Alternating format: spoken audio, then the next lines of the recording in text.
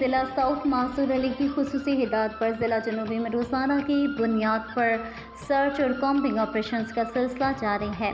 تھانہ ڈیفنس اور تھانہ گزری کی حدود میں قیوم آباد اور اپر گزری کے اطراف سرچ اینڈ کامبنگ آپریشن کیا گیا۔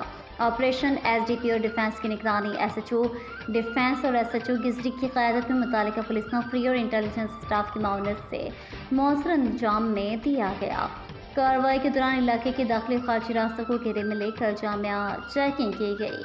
مشتبہ افراد کی جانچ پڑتال جدید تلاش ڈیوائسز کے ذریعے کی گئی، جبکہ مختلف ہوٹلز کی بھی تلاشی لی گئی۔ یہ ٹارگیٹڈ آپریشن خاص طور پر منشیات فروشوں اور دیگر جرائم پیشہ عناصر کی گرفتاری کے لیے کیے جا رہے ہیں۔